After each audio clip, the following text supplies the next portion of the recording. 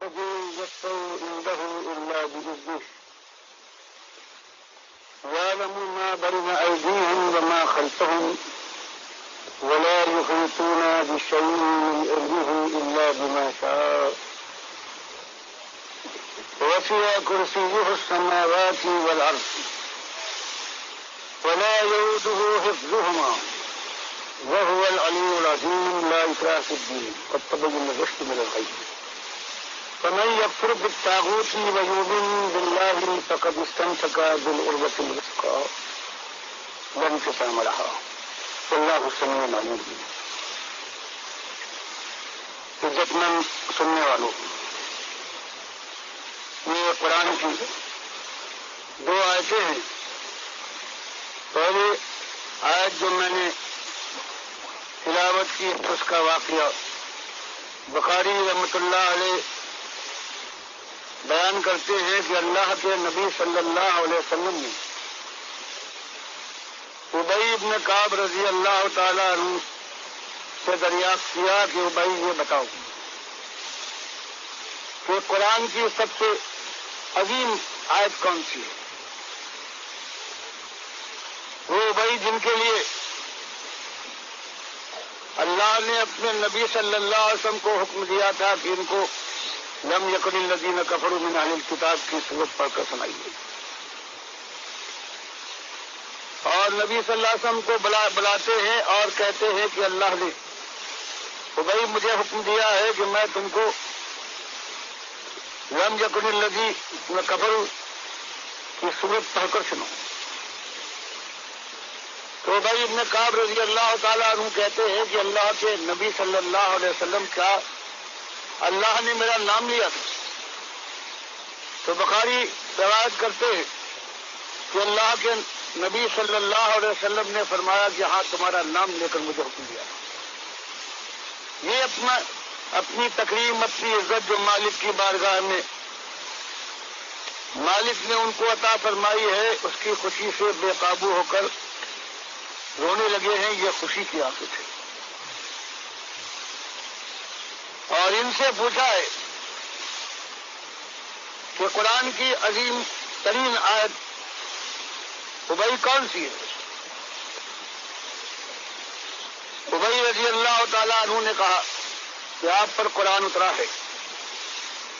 میرا یہ منہ نہیں ہے کہ میں آپ کے سامنے قرآن کی کسی بات کو ذکر کروں اور میں بتاؤں، لیکن اللہ کے نبی صلی اللہ علیہ وسلم نے حکم دیا نہیں، میں تم سے سننا چاہتا ہوں.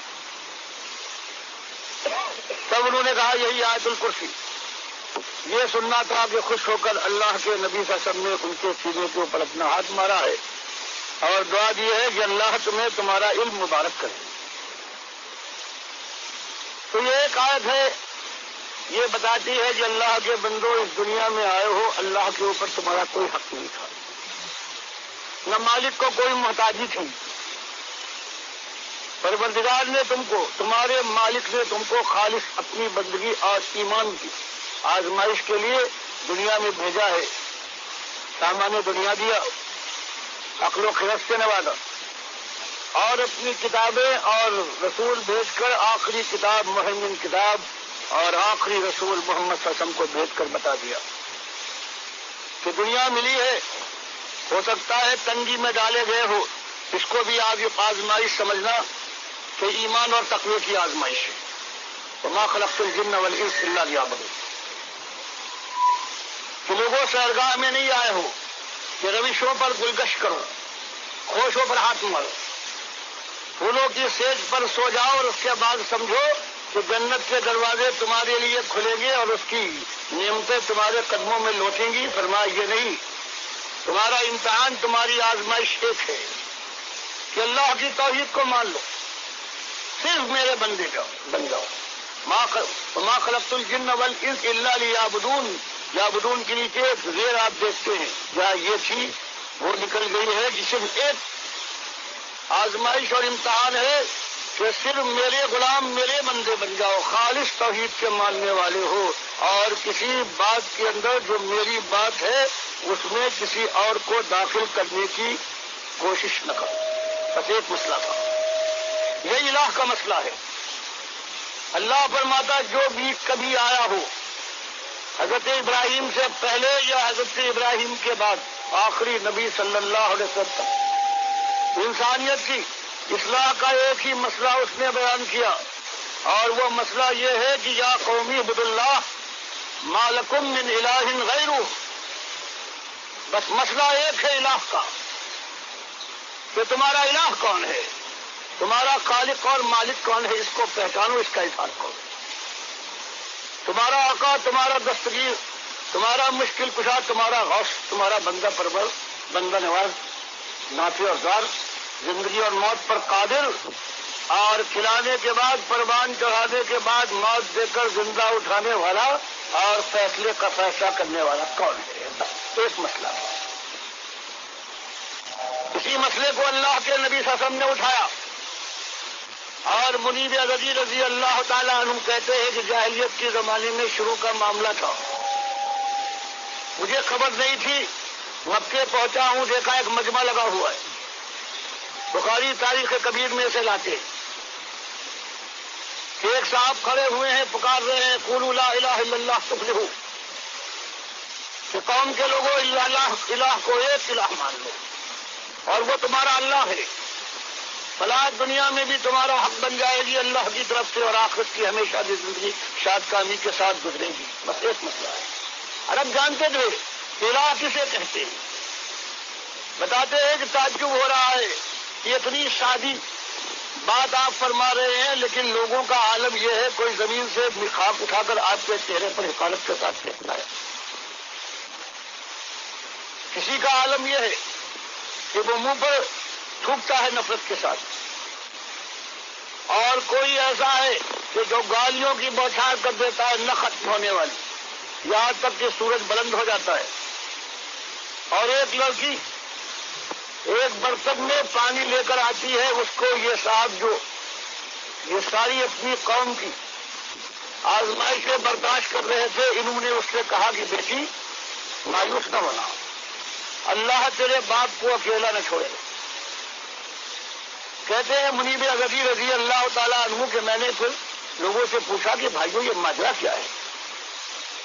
کہا گیا تم انہیں نہیں پہچانتے ہو، یہ نئے دعوے دار ہیں، ہم ان کو کبھی آنکھوں پر بٹھاتے تھے، آج انہوں نے ہمارے باپ دادا کو کافر کہا ہے، جہنم کا ایندھن گردانا ہے، ہماری جمعیت کو منتشر کر ڈالا، ہمارے گوشت کو ناخن سے الگ کر رہے ہیں. یہ ہیں، اس لیے ہم ان کے ساتھ یہ سلوک کر رہے ہیں. کہتے میں نے پوچھا یہ لڑکی کون تھی؟ کہا یہ لڑکی زینب ان کی بیٹی تھی. تو مسئلہ ایک علاقہ مسئلہ ہے. اسی کو اللہ کے نبی صلی اللہ علیہ وسلم اور آپ کے اصحاب کرام رضی اللہ عنہم اجمعین اسی ایک مسئلے کو حاصل بنایا. قوم سب کچھ مانتی تھی، آسمان لئن سألتهم من خلق السماوات والارض ليقولن اللہ، ہر بات مانتی جیسے آج یہ مانتے ہیں، آج کے جو مسلمان کہہ رہے ہیں. یہ آسمان اللہ نے بلند کیا، زمین اس نے پچھائی، ہوائیں وہ چلاتا ہے، زندگی وہ دیتا ہے. لیکن جب یہ کہا جائے وَإِذَا قِيلَ لَهُمْ لَا إِلَٰهَ إِلَّا اللَّهُ، جب مانتے ہو الہ کی ساری صفات ایک ذات کے اندر ہے، تو تمہارے یہ لاکھ بابا کیا کرتے ہیں، یہ الہ کیسے بن گئے؟ یہ اللہ کے خلیل ابراہیم علیہ السلام کو پکارتے ہو یا ابراہیم اغثنی، آخر یہ تمہاری الوہیت کے منصب پر کیسے فائز ہو گئے؟ اور یہی ایک دم تھی، اور آج وہی ایک دم ہے. فرمائے الہ وہ ہوتا ہے. پھر اللہ نے آیت الکرسی میں بیان فرمایا کہ الہ وہ ہوتا ہے اللہ لا الہ الا ہو الحی، پہلی صفت کی الحی. اسی بات کو اٹھایا گیا کہ سارے مرنے والے ہیں، انکا میتون و انہم میتون. یہ نبی صلی اللہ علیہ وسلم آپ کو بھی موت آنے والی ہے. ہم نے کسی دنیا میں بھیجے ہوئے کسی انسان کو موت سے بچایا نہیں ہے، ہر ایک کو موت آئی ہے. ایک اللہ کا بندہ جو اٹھا لیا گیا ہے، جو پہلے آسمان پر ہے، لوگ چوتھے آسمان پر کہتے ہیں. بخاری کی حدیث میں یہ ہے عیسیٰ علیہ السلام وہ آئے گا پھر موت کو بھی آئے گا. تو فرمایا کہ ہر ایک کو موت ہے. مالک نے فرمایا مرنے کے بعد چاہے وہ قبر میں دبا دیے جائیں یا کہیں اور رکھ دیے جائیں، یہ اموات غیر احیاء، یہ مردے ہیں، ان میں جان کی رمق نہیں ہے. اور وما یشعرون ایان یبعثون، ان کو اپنی خبر نہیں ہے کہ اللہ کب ان کو قیامت کے دن اٹھائے گا۔ یہ تمہاری پکاروں، تمہاری دعاؤں اور مناجاتوں کو کیا سنیں گے اور کیا اللہ تک پہنچائے گا؟ مالک نے فرمایا زندگی دینے کے بعد انسانوں ثم انکم بعد ذلک لمیتون، زندگی کی مدت پوری کرو گے اور اس کے بعد موت آ کے رہے گی۔ یہ پورا قرآن، اور مالک فرمائے مرنے کے بعد وَمِن وَرَائِهِمْ بَرْزَخٌ إِلَىٰ يَوْمِ يُبْعَثُونَ، مرنے کے بعد پھر اس دنیا سے ان کا رابطہ واسطہ رشتہ کٹ جائے گا، قیامت کے دن تک ایک برزخ حائل ہو جائے گا۔ یہ اللہ نے پورے قرآن کو بھر دیا کہ الہ وہی ہو سکتا ہے جس کی صفت یہ ہو کہ وہ الحی ہو، ہمیشہ زندہ، وہ ہمیشہ زندہ رہے اور کبھی اس کے اوپر موت کا وار کارگر نہ ہو سکے۔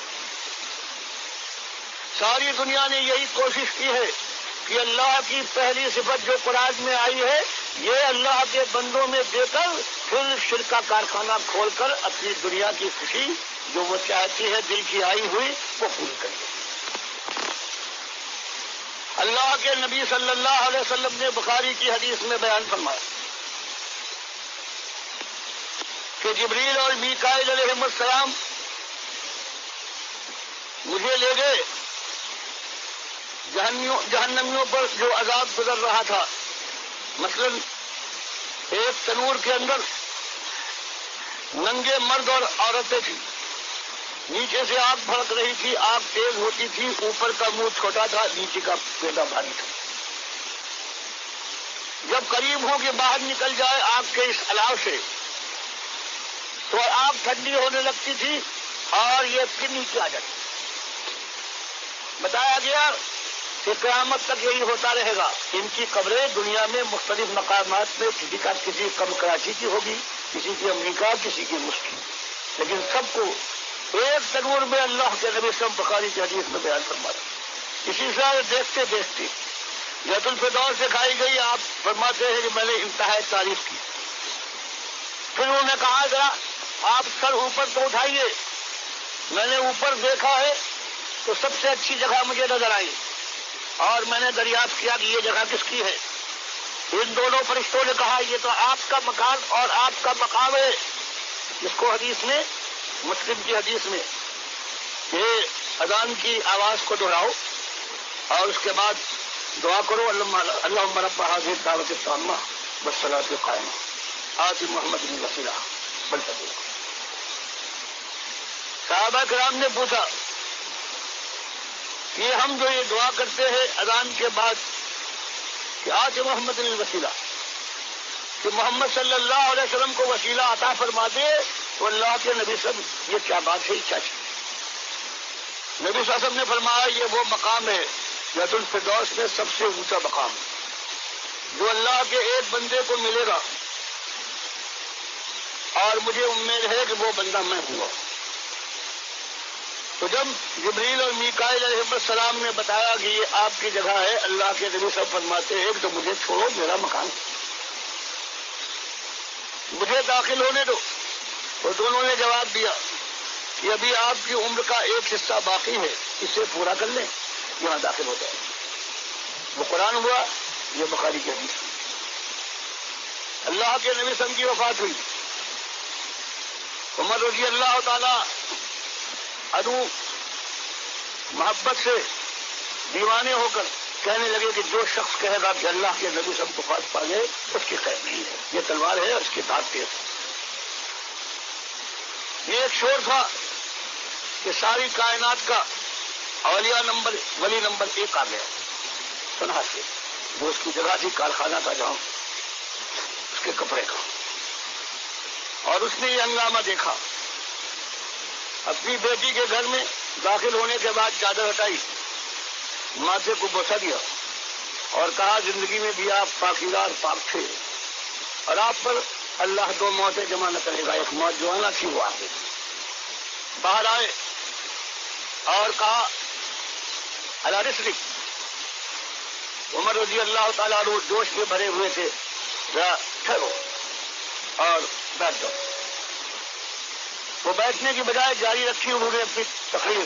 ایک طرف کھڑے ہو گئے اور کہا ہم کو سنا کے بعد اللہ من کان یعبد اللہ یعبد محمدن فإن محمدن قد مات. یہ لوگوں سن لو، جو محمد صلی اللہ علیہ وسلم کا بندہ اور پجاری تھا تو ان کی تو وفات ہو گئی. ومن کان یعبد اللہ، اور جو اللہ کی بندگی کرنے والا تھا، فإن اللہ حی لا یموت، تو اللہ کو موت نہیں ہے، زندہ جاوید ہے. اور اس کے بعد قرآن سے شہادت لائے انک میت وانہم میتون وما محمد الا رسول قد خلت من قبلہ الرسل. اور بخاری بیان کرتے ہیں کہ اس کے بعد سارے صحابہ حالانکہ ان آیتوں کو پڑھتے تھے، جب ان کے سامنے یہ آیتیں آئی ہیں تو بعض کا خیال گویا ایسا ہوا جیسے کہ آج اتری ہے، حالانکہ ہمیشہ پڑھتے آئے ہیں. تو اس طرح سے اجماع صحابہ ہو گئے. تو اب جو پہلی صفت جو شرک کے لیے ضروری ہے، جو اللہ کے مقابلے میں الہ بنانے کے لیے لازم ہے، وہ الحی کی صفت تھی. اللہ نے اپنے نبی صلی اللہ علیہ وسلم کے ذریعے سے، اپنے دونوں سب سے بڑے ولیوں کے ذریعے سے یہ ثابت کر دکھایا کہ اللہ کے نبی صلی اللہ علیہ وسلم تک اس دنیا میں اب زندہ نہیں ہے، قیامت تک زندہ نہیں ہو سکتے، قیامت کے دن بادشاہ ہے. یعنی اس امت کے لیے کہہ دیا گیا کہ اصلی شرک جو کتابی امتوں میں آتا ہے، جیسے جندب رضی اللہ تعالیٰ عنہ بیان کرتے ہیں مسلم کی حدیث میں کہ 5 دن پہلے اللہ کے نبی صلی اللہ علیہ وسلم نے اسی اصلی بات سے ہمیں ڈرایا تھا جو کتابی امتوں کے اندر اس انداز سے وہ چیز داخل ہو کر برباد کر دیتی ہے. فرمایا الا من کان قبلکم کانوا یتخذون قبور انبیائہم وصالحین مساجدا. یہ میری امت کے لوگوں، آج اللہ کے فضل سے بات صاف ہو گئی ہے. ایمان توحید تمہاری نگاہ میں بالکل روشن اور تمہارے دل کی رگوں پیر میں اتر گئی. لیکن وقت گزرے گا، اس امت میں یہ ہو سکتا ہے کہ یہ امتی اپنے اولیاء اور انبیاء کی قبروں سے شروع کرے اور ان کو سجدہ گاہ بنائیں، وہاں میلے لگے، وہاں عرس منائے جائیں، وہاں قوالیاں شروع ہو جائیں، اور ان کی اس قبروں کو پختہ اور بلند کرنے کے بعد ان کے اوپر کلش لگے، مجاور بیٹھے اور اللہ کے گھر کی حج کی طرح سے ان کا حج ہونے لگے، نام بدل کر ساری باتیں ہونے لگے. دیکھنا تم نہ کرو. اس سے پہلے یہ عائشہ رضی اللہ تعالیٰ عنہا اس وقت بتاتی ہیں کہ جب پریشانی کی انتہا تھی آخری زمانے میں، کبھی آپ چادر اپنے چہرے سے ہٹا دیتے تھے، کبھی پھر ڈال لیتے تھے. اس وقت آپ کی زبان پر یہ کلمات جاری تھے کہ لعن اللہ الیہود والنصارى اتخذوا قبور انبیائہم مساجدا. کہ لعنت ہو ان اہل کتاب یہود و نصارہ پر جنہوں نے اپنے انبیاء کی قبروں کو سجدہ گاہ بنا کر وہاں سے شرک شروع ہوا ہے، ان کی پوجا شروع ہوئی. پھر بخاری کی دوسری حدیث میں ام المؤمنین عائشہ رضی اللہ تعالیٰ عنہ بیان کرتی ہے کہ اسی لیے ہم نے اللہ کے نبی صلی اللہ علیہ وسلم کو کھلی جگہ پر ان کو دفن نہیں کیا، بلکہ وہ قبرے میں حجرے میں دفن کیے گئے. اس طرح سے امکان کم ہو جائے گا قبر پرستی کا. اللہ کے نبی صلی اللہ علیہ وسلم دعا کرتے تھے اللہم لا تجعل قبری وثنا یعبد. مالک جیسے پہلے انبیاء کی قبریں پوجی گئی ہیں، بت بنی ہے، مالک میری قبر نہ پوجی جائے اور یہ بت نہ بنے. یعنی جو قبر بھی پوجی جائے وہ بت ہے.